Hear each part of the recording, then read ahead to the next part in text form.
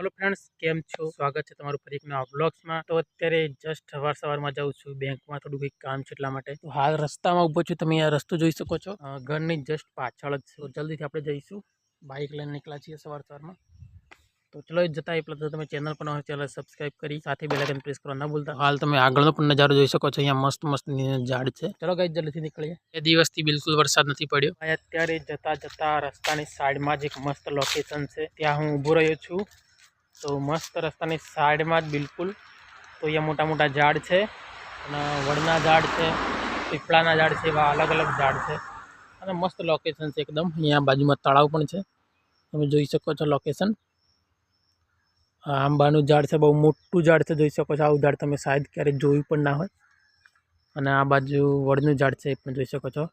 Just बिल्कुल रस्तानी बाजू में है, तो थोड़ी वार ऊभो रह्यो तो निकळशुं हवे। अहींया रस्तानी बाजुमां पण एवा घणा बधा झाड़ छे। आखो एरिया मस्त लोकेशन थी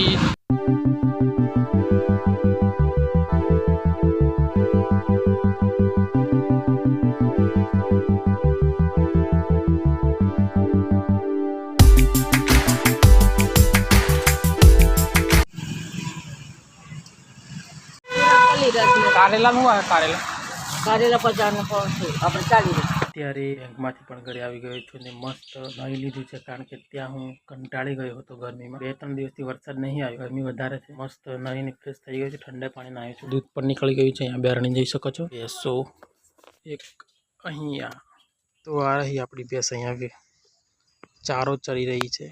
ગાઈઝ અત્યારે વાગે છે સાંજના 7:30 થઈ છે અને અત્યારનું વાતાવરણ કેટલું મસ્ત છે। सूरज दादा डूबी रहा है અને दूर दूर थी पक्षीओ अवाज पण सांभळी रह्या छे। तो जोई सको छो सांजनुं वातावरण केवुं छे। तो आपणुं खाण छे भैंसो माटे ते तबड़ी रह्युं छे।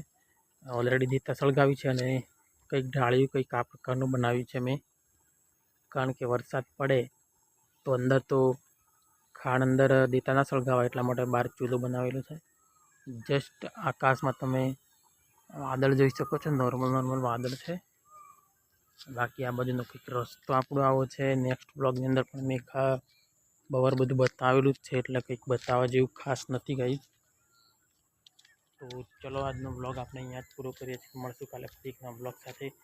કાલથી શ્રાવણ માસ ચાલુ થાય છે, તો બધાને એડવાન્સમાં શ્રાવણ માસની હાર્दिक શુભકામનાઓ।